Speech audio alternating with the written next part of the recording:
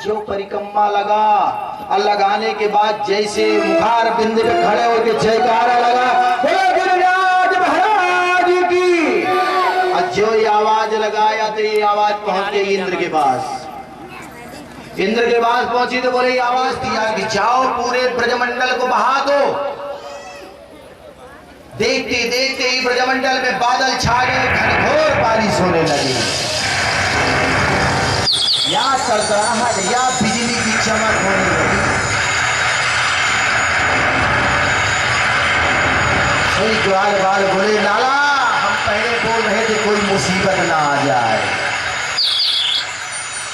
सारे जीव जंतु पशु पक्षी सब हाहाकार मच गया। अरे लाला मुझको बचा, मुझको बचा, मुझको बचा। बरसात होने लगी। कन्हैया ने कहा भैया हम क्या कर सकते हैं? तो एक ने कहा समझ रखना। बोले भैया अब इन्हीं से प्रार्थना करो, यही कुछ करो।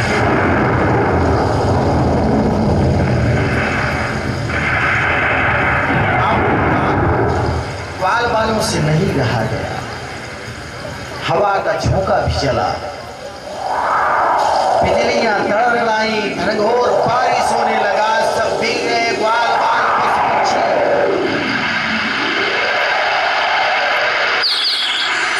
कन्हैया कहते थे भैया गोवर्धन महाराज से प्रार्थना करो, यही करेगा उपाय। सबने हाथ जोड़ करके गोवर्धन महाराज से प्रार्थना की, हे प्रभु अब तो मुसीबत आ गई, लड्डू पेड़ा छपरो प्रकार का बहुत खाए और अच्छा भी करो। एक ने कहा खाए के मुस्कंडा भाई रक्षा के करी पड़ोसी बोले आप ही करो महाराज। सबने हाथ जोड़ के कहा कि तेरे भगवान ने कहा कि तेरे सारे संकट मिट जाएंगे, नहीं से प्रार्थना करो कि तेरे सब संकट मिट जाए, मिट जाए। तो पूजा कर गोवर्धन की, मिट जाए, मिट जाए। वो पूजा कर गोवर्धन की, तेरे जन्म मरण मिट जाए, मिट जाए। तो पूजा कर गोवर्धन की, तेरे जन्म मरण मिट जाए, मिट जाए। तो पूजा कर गोवर्धन। जब प्रार्थना किया तो कन्हैया कहते भैया गोवर्धन महाराज से हमसे बात हो चुकी। बोले कैसे? बोले टेलीफोन से। कैसे रे? सबने बड़ा आश्चर्य किया, तेरे पास टेलीफोन कहां से आया? बोले नहीं मनसा टेलीफोन हमारा चला है। बोले क्या? बोले तेरे गोवर्धन महाराज। बोले भैया हम ही को उठा करके छाता बना लो, ऐसी के नीचे सब आ जाओ। बोले हे भगवान इतना बड़ा पहाड़ कैसे उठेगा रे? बोले चलो कहें तो प्रयास किया जाए। बोले कैसे उठाओगे? बोले जैसे गांव में कुकुर मुत्ता होता है ना, सफेद सफेद देख के घसिया बजा आता है तो बच्चे उसको उठा लेते हैं तो कहते ये छाता है। तो बोले उसी कुकुर मुत्ते की तरह उखाड़ करके छाता बना लो। सो यहाँ पे कन्हैया गए, ग्वाल बाल के सहयोग से सबने गोवर्धन को उठा लिया। बोलो गिरिराज महाराज की। गिरिराज महाराज को अपनी कंगुरिया उन्हें धारण कर लिया और सब ग्वाल बाल पशु पक्षी सब उसी के अंदर हो गए। सारे गोलवाल बने, हजारों लाठियां लगा दी। लाला घबराइयो ना, हम लाठी लगा के रखे। बोले हाँ भैया आप ही के सहारे पे तो सब कुछ है। जब उसके अंदर पानी आने का प्रयास हुआ तो वहीं पे बलराम भैया थे शेषावतार, पूरे गोवर्धन को अपने शरीर से बांध दिया। शेषनाग ने पूरे को बांध दिया।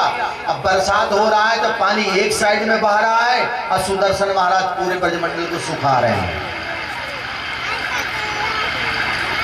अब ये बरसात यहाँ पे 7 दिन 7 रात बराबर हुई है।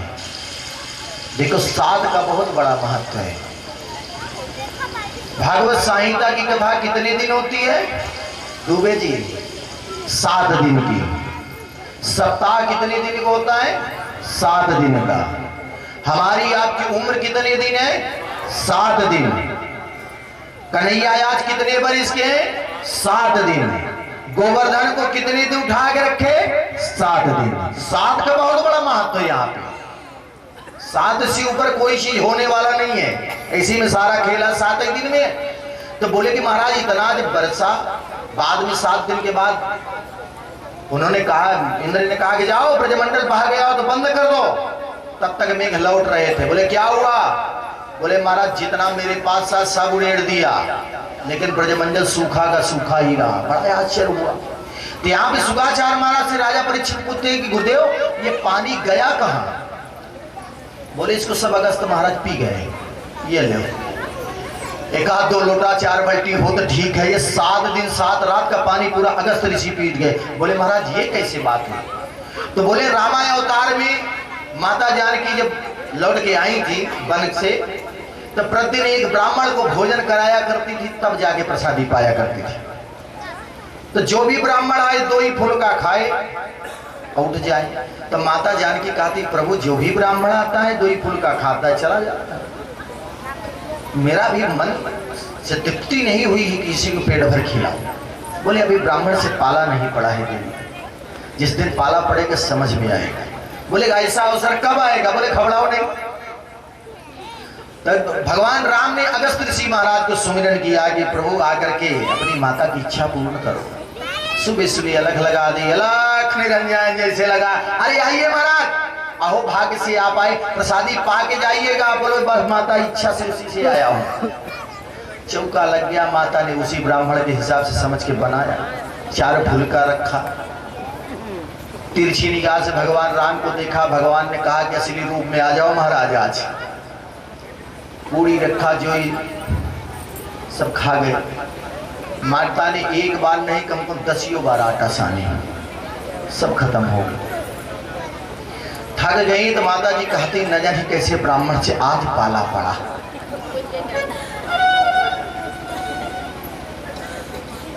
आज न जाने कैसे ब्राह्मण से पाला पड़ा। ब्राह्मण अपनी चरम सीमा पे आ जाए तो कुछ भी कर सकता है भैया, इनसे देवता भी डरते हैं।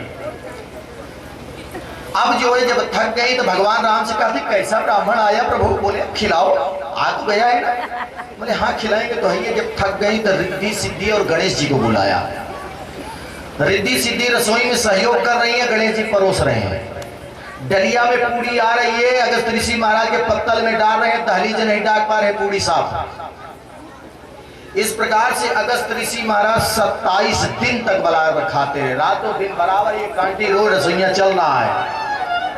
माता जी ने सोचा ऐसे ब्राह्मण से पाला पड़ा आज कि सारा रसोई का मामला साफ हो गया, पर ये नाम नहीं ले रहा।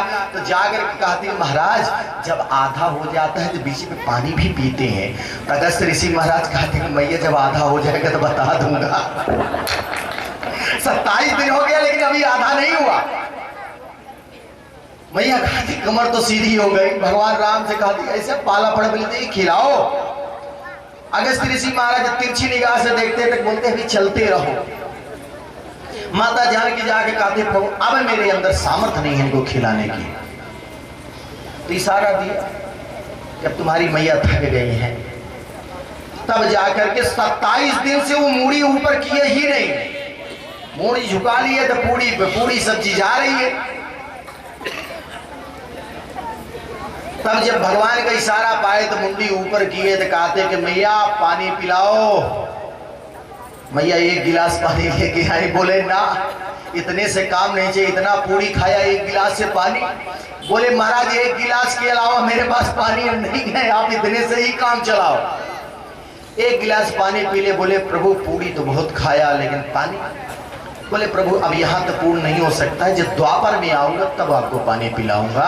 तो वही जब गोवर्धन में बरसात हुई तब अगस्त ऋषि महाराज को सुमिरन किए तो वही 7 दिन का पानी अगस्त ऋषि महाराज पी गए। बोलो अगस्त ऋषि महाराज की, गोवर्धन महाराज की। अब वहां से इंद्र चला। इंद्र आया, यहाँ पे भगवान की स्तुति करने लगा। जब आया तो आता है तो अपने वाहन से उतर करके आया। अब भगवान का वंदन करने लगा। यहाँ पे 12 मंत्रों से स्तुति उसने किया। ब्रह्मा जी ने 40 मंत्रों से किया था, ये 12 से किया।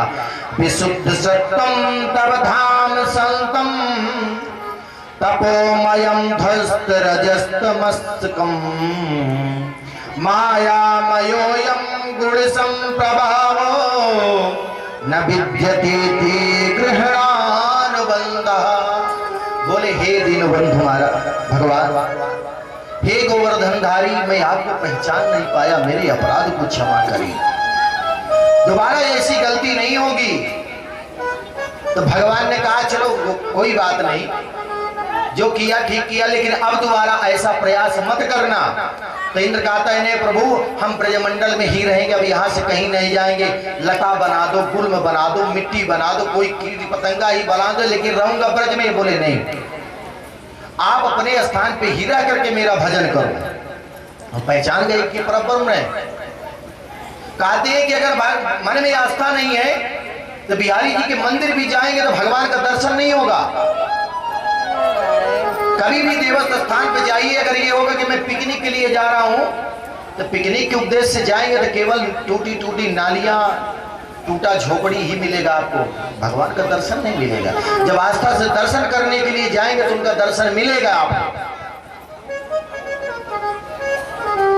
तो यहाँ पे कहे कि अपने ही स्थान पे बैठ करके तुम भजन करो, वहीं से तुम हमको प्राप्त करोगे। भले ही हम बांके बिहारी के दर्शन नहीं कर पा रहे, नहीं जा पा रहे, लेकिन यहीं से बैठ करके इनके स्वरूप का ध्यान करेंगे तो बांके बिहारी तो आपके पास आ जाएंगे। बोले बांके बिहारी लाल की। यहाँ सुखदेव महाराज से राजा परीक्षित कहते, गुरुदेव ब्रह्मा जी ने 40 मंत्रों पढ़ा, पर ब्रह्मा जी से एक बार भी नहीं बोले। इसने 12 मंत्रों से बोल स्तुति किया तो बोल बैठे, ऐसा क्यों? बोले ब्रह्मा जी ने कन्हैया के भक्तों को कन्हैया से 1 वर्ष के लिए दूर कर दिया था, इसलिए भगवान ने उनको क्षमा नहीं किया। अब गोवर्धन का ब्रह्मा जी से बड़ा अपराध इंद्र ने किया था, लेकिन उसको क्षमा कर दी। क्यों? क्योंकि इसके उत्पाद करने के कारण जितने जीव जंतु पशु पक्षी जितने इनके भक्त थे भगवान के समीप चले गए थे, इसलिए इनको क्षमा कर दिए थे। और उसी बीच में जब गोवर्धन उठा के रखे थे, एक ग्वाला बोला लाला आज 7 दिन हो गए तो गोवर्धन उठा के रखा है, थोड़ा सा तू आराम कर ले। बोले भैया हम आराम करेंगे तो तुम लोग दब जाओगे। बोले हाँ तू ही तो लगा के रखा है गुड़िया, अरे इतनी हजारों लठिया लगी है, इसके बल पे टिका है। बोले अच्छा करो भैया संभालो तुम ही। तो 3.5 बरिस वाला लाला कहता है कि लाला ऐसा कर गोवर्धन महाराज को हम लोगों के सारे छोड़े, आ मेरी गोदी में लेट जा, मैं तो उसको सुला दूं। और जैसे कन्हैया ने थोड़ा सा ढीला किया, सोई चट चट करके पूरी लठिया टूट गई। अरे लाला संभाल भाई, लाला संभाल। कन्हैया ने संभाला। जब ये आतंक खत्म हुआ तो गोवर्धन महाराज यथास्थान पे रख दिए। जब यथास्थान पे रखे उसके बाद जितने ग्वाल बाल थे सब दूरी बना लिए कन्हैया से। बोले भैया ये तो भगवान है। गर्गाचार्य महाराज जी कह ही रहे थे कि नारायण समोगुणी। सबने कहा ये लाला किसी प्रकार का अपराध कर दिया हूं तो क्षमा करना, क्योंकि मैं तुझको पहचान नहीं पाया। तो बोले ये भैया तुम लोगों को हो गया क्या? अरे भांग का गोला खा रही हो क्या? अरे मैं तुम्हारा कन्हैया। बोले ना लाला, इतने बड़े गोवर्धन महाराज को भगवान के अलावा कोई उठा नहीं सकता है। अरे बोले लाला तुम लोगों को नहीं पता। बोले क्या? बोले गैया चराते चराते एक हमको महात्मा मिले तो उन्होंने हमको मंत्र दिया था कि जब अंगुलिया तुम उठाओगे या कोई तुम्हारे अंगुलिया को देखेगा उसकी ताकत तुम्हारे अंगुलिया में चली आएगी। बोले कैसा मंत्र है? तो यहाँ पे कन्हैया ने कहा कि कछ माखन से बल बढ़ो, कछ गोपियन रही सहाय, राधे जी की कृपा से मन गिरवर लियो उठाए। काते गोपियों की माखन की ताकत, आपके प्रेम का ताकत और राधा रानी की कृपा थी जो मैंने इसको उठा लिया। तब ग्वाल बाल ने सब अपने हाथ को पकड़े, बोले हे भगवान तभी तो आजकल इतना हम कमजोर कैसे हो गए। सबने देखा, बोले कलाई नारा ढीला पड़ गया। बोले हे भगवान अभी तक तो माखन चोरी किया करता था, अब बलव चुराने लगा। सब आकर के कन्हैया से लिपट पड़े, नहीं हमारा कन्हैया है, भगवान नहीं है। ये मंत्र के द्वारा किया। यशोदा मैया आई, यशोदा मैया कहती लाला ये बता तेरा मुखड़ा है और ये गोवर्धन महाराज का मुखड़ा एक जैसे मिल रहा है, इसका मतलब क्या है? यशोदा मैया को भी भ्रम हो गया कि ये कहीं भगवान तो नहीं। बोले ना मैया ये तेरा भ्रम है। क्या है ना कि गैया जब चराता हूं तो जा गैया का दूध मैं पीऊं, वही गैया का दूध जो अपने गोवर्धन महाराज को पिवा दूं। तो ये दूध पीते पीते उनकी शकल मेरी शकल एक ही जैसी हो गई। बोले हाँ लाला ये बात ठीक बोला। इस प्रकार से सबका निवारण करके तो प्रभु अपने स्थान पे गए। बोले वृंदावन बिहारी लाल की, कृष्ण कन्हैया लाल की, सावरे सरकार की जय। अब आज की कथा हम यहीं तक सुनाएंगे। कल की सूचना कि कल भगवान राम भगवान कन्हैया का विवाह होगा। अब भैया विवाह में तो जानते हो सब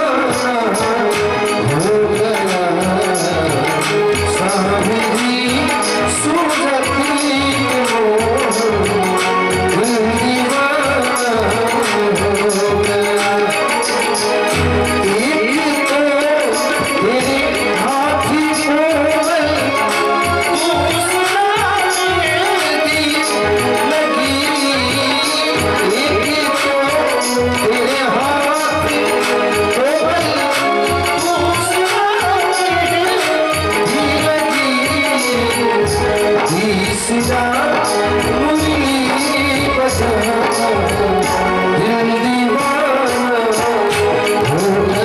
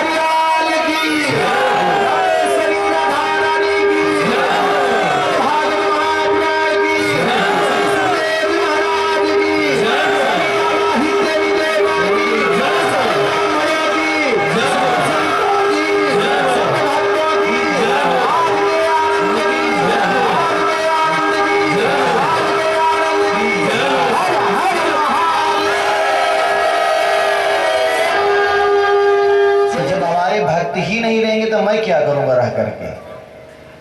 भगवान की भगवत्ता भक्तों से ही है, ना कि भगवान से। जब भक्त नहीं होंगे तो भगवान कहाँ होंगे। इन्होंने कहा कि जब हमारे भक्ति नहीं रहेंगे तो मैं करूंगा क्या। तो वो भी अघासुर के अंदर चले गए और वहां से जा करके अपने भक्तों को बचाया। जब भक्त इनके कभी गर्त में पड़ जाते हैं या पाप के मार्ग में चले जाते हैं तो परमात्मा किसी न किसी रूप से पहुंचकर उनको बचा लिया करता है। बोलो सांवरे सरकार की। अब ये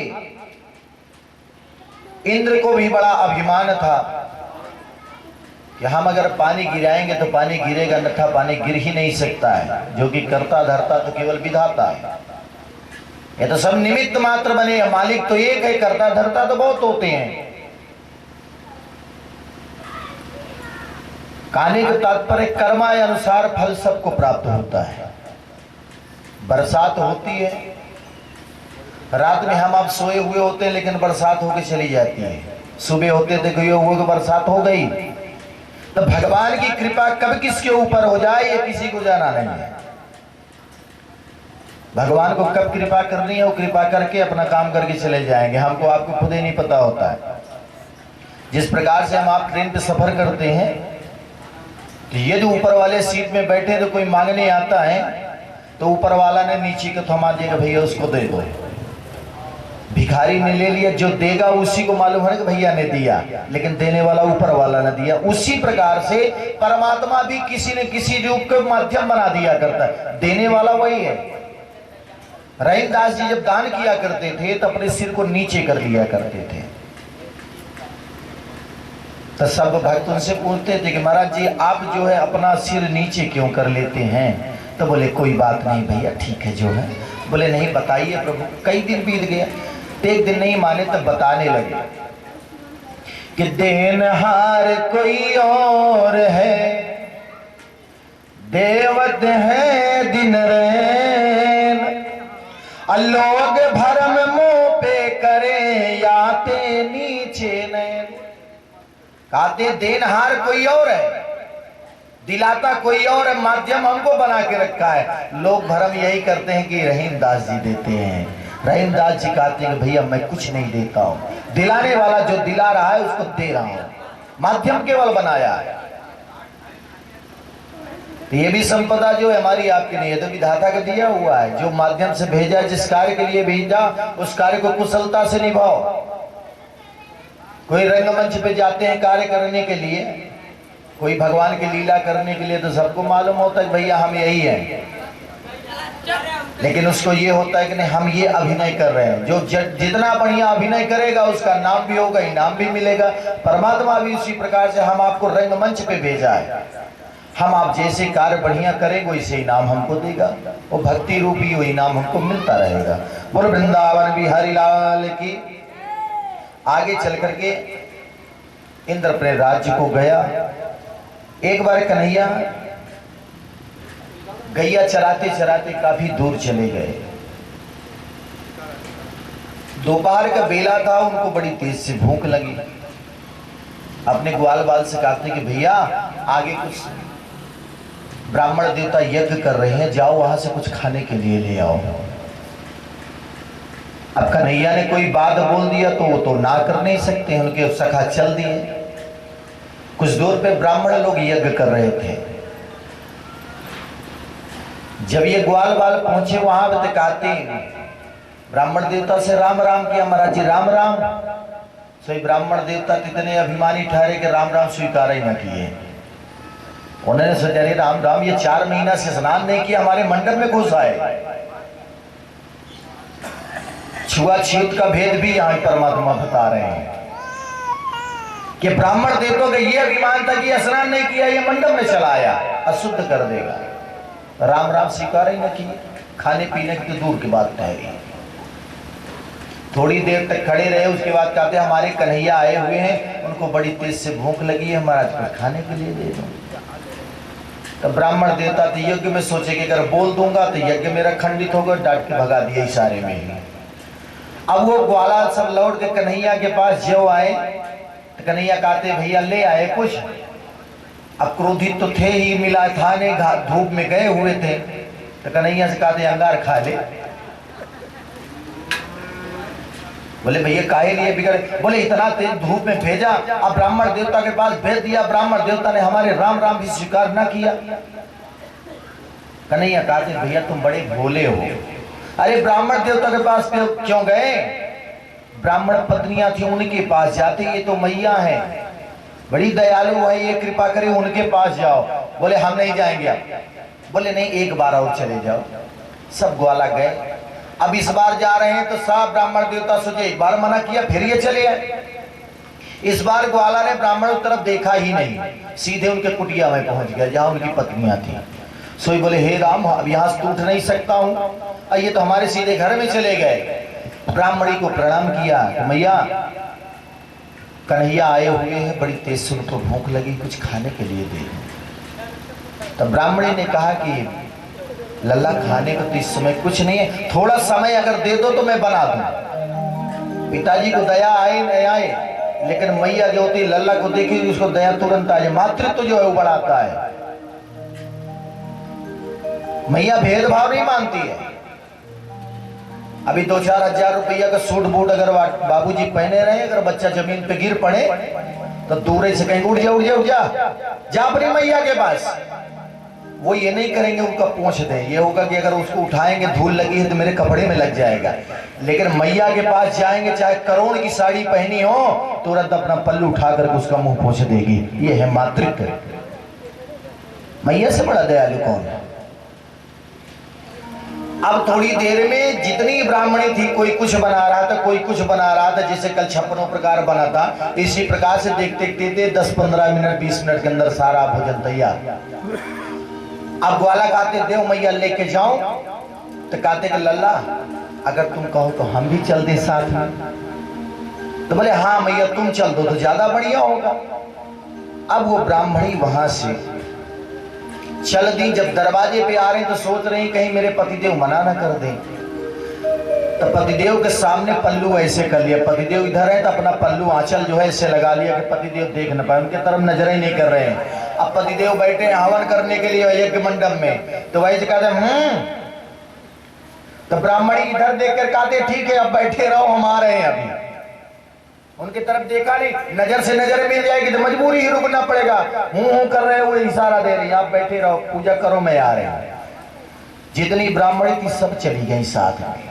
ब्राह्मण देवता सोचे अरे राम राम, एक घर में घुस गए, वो भी मेरे पत्नी को लेके गया, सारा घर सिद्ध कर दिया इसे। ये ब्राह्मणों को अभिमान था। पूजा पे, अपनी भक्ति पे। बुद्ध मुक्ति स्पृहायावत पिशाची हृदय वर्धते, मावत प्रेम सुखः स्यात्र कथमभ्युदयो भवेत्।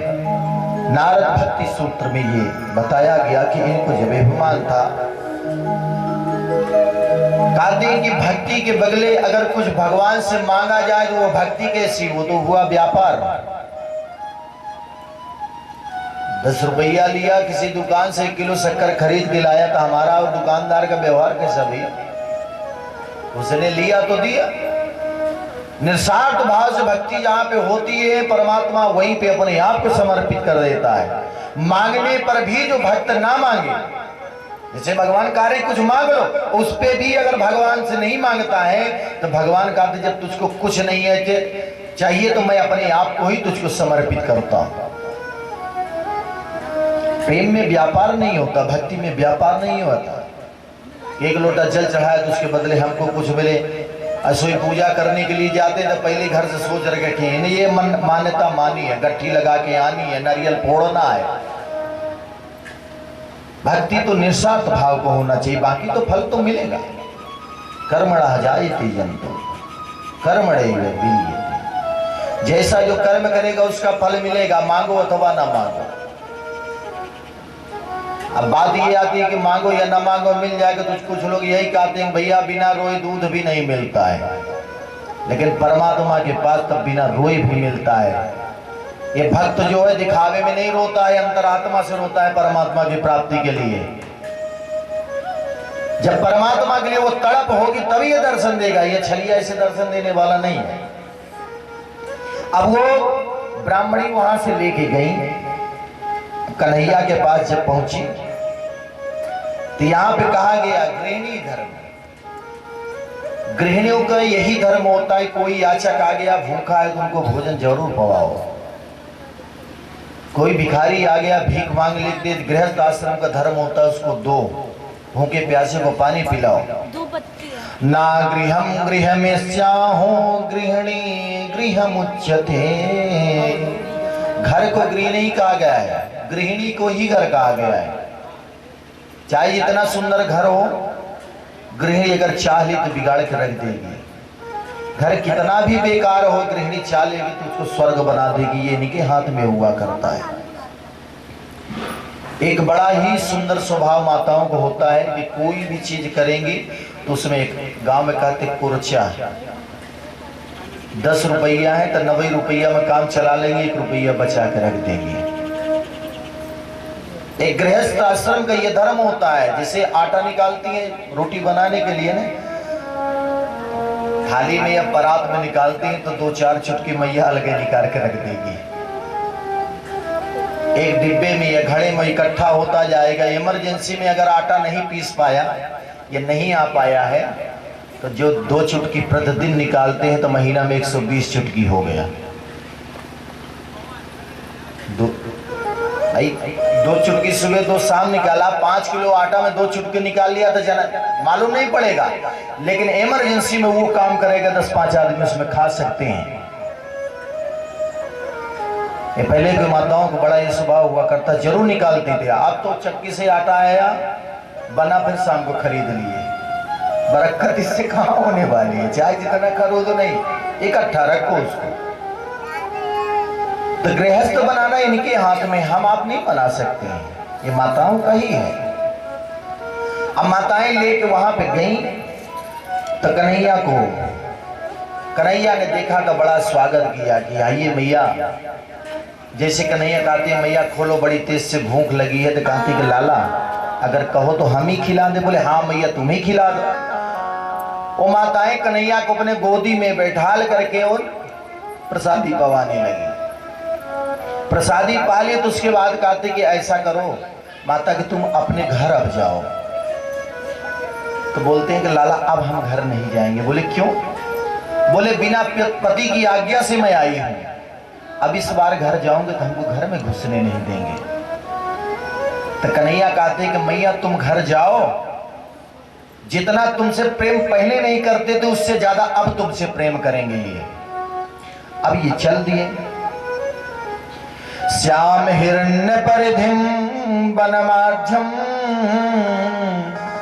धातु प्रबल नट वेश मनुव्रतांसे।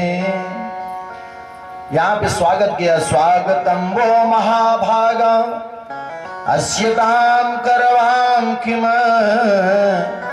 यन्योदीक्षया प्रातायुपन्नतमिदं हि वः। स्वागत किए लेकिन कहते खाने के बाद कि मैया जाओ, तो कहते कि तुमसे ज्यादा प्रेम करेंगे। तो शुक्राचार्य महाराज जी से राजा परीक्षित कहते हैं गुरुदेव जी बिना पूछे आए तो दंड तो जरूर मिलेगा। शुक्राचार्य महाराज जी कहते हैं जिसके ऊपर परमात्मा की कृपा होगी उसका कौन क्या बिगाड़ सकता है।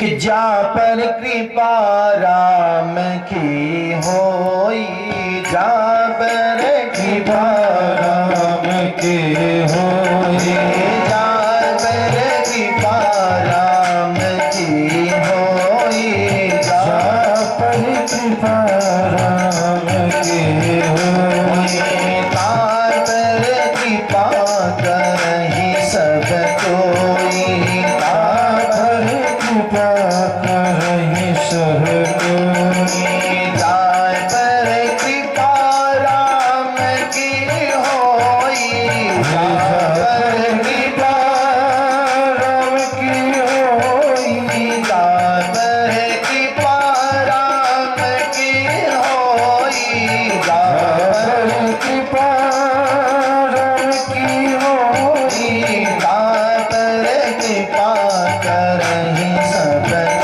कोई, तार कृपा करहि सब कोई, तार कृपा करहि सब कोई, तार कृपा करहि सब कोई। आगे जिसके ऊपर परमात्मा की कृपा होगी उसका क्या बिगाड़ सकता है।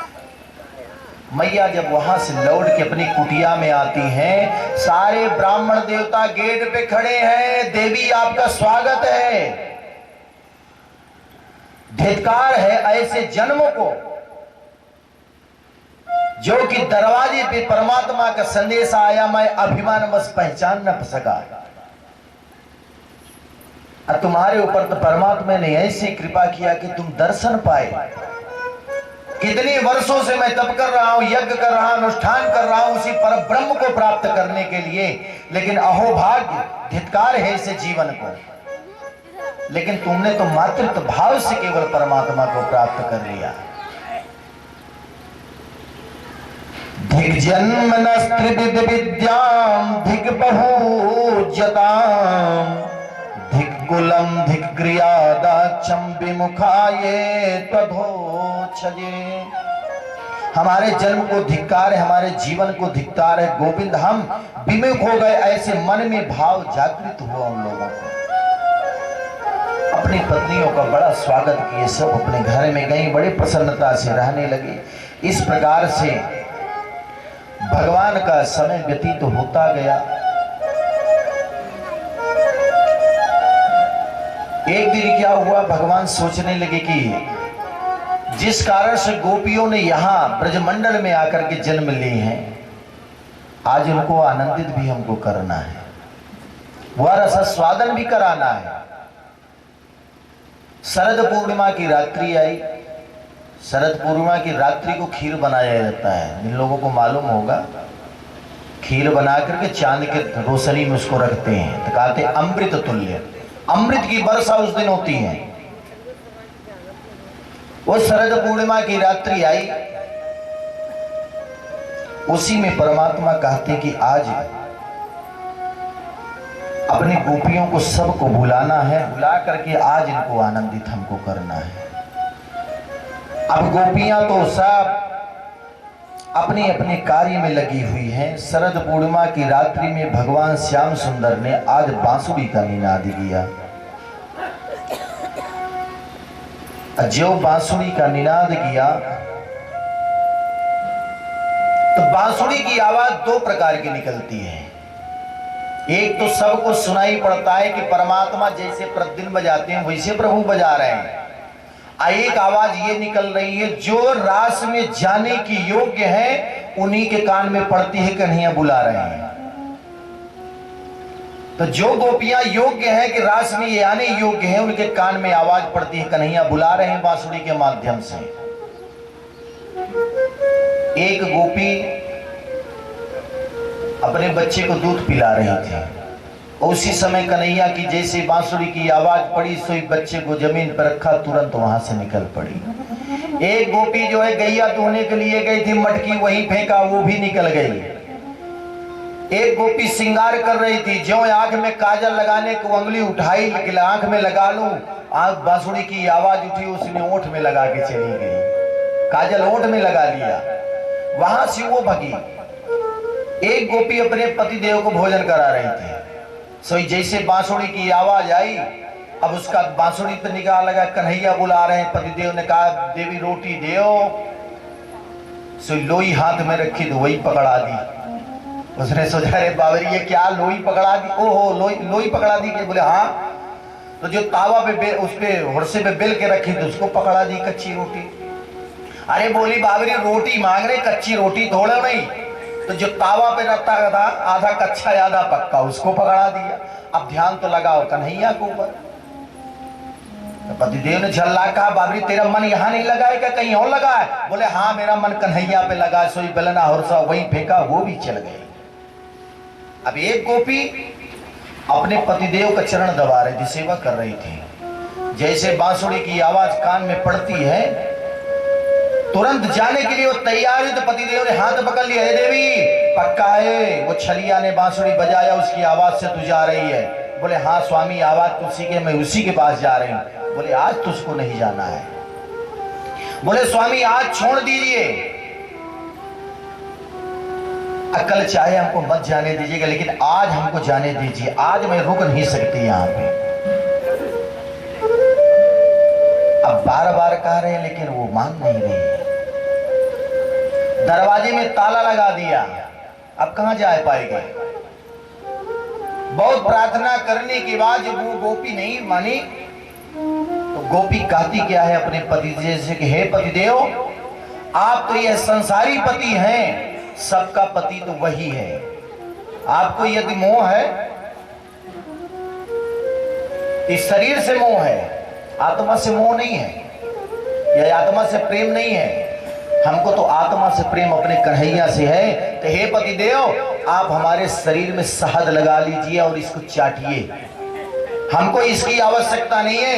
वहीं पे उसने आसन लगाया और योग के माध्यम से शरीर को छोड़ करके वो पहले सबसे पहुंच गई, अपनी आत्मा लेकर के अपने कन्हैया के पास।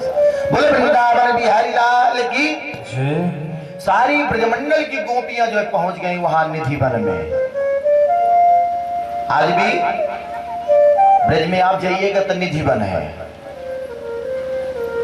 निधि वन में प्रतिदिन शाम के बेला में सूर्यास्त के बाद वहां पर कोई नहीं रहता है। कन्हैया आज भी वहां पे आते हैं, रासलीला आज भी करते हैं। निधि वन के आप पेड़ जाकर के देखेंगे, जो पौधा लगा हुआ है बड़ा टेढ़ा मेढ़ा है, न जाने कितने वर्षों का, 5,500 वर्ष तो प्रभु को गए हुआ। उसके पहले का ये वृक्ष है, वहां पे साफ सफाई बराबर होगी, लेकिन शाम के बेला वहां पे एक बंदर तक नहीं दिखेंगे, सब चले जाएंगे। शाम के वक्त जहां पे उनका निवास बना हुआ है प्रभु का, नया वस्त्र, श्रृंगार का सामान पूरा, एक लोटा पानी और दातून प्रतिदिन रखा जाता है। और जब सुबह पट खुलता है तो वस्त्र इधर उधर सब फैला रहेगा, लोटा में पानी नहीं रहेगा, दातून छिले रहेगी। आज भी है ये, आज भी वहां पे निधि वन में जो बांके बिहारी की मंदिर बनी हुई है, परमात्मा आज भी आते हैं। बहुत सा प्रयास किया गया कि मतलब कि जानकारी हो कि प्रभु आते हैं, लेकिन आज तो किसी ने पता नहीं लगा पाया। वहां पे जीव जंतु जितने होते हैं, शाम होते होते सब निकल जाते हैं। आवाज लगा दी जाती है, भैया जो हो वो बाहर निकल जाए। उसी निधि वन में आज भगवान रस रसायनिक की कथा यहाँ पे आती है। वहीं पे प्रभु ने बांसुरी बजाया था कि श्याम तेरी बंसी बजे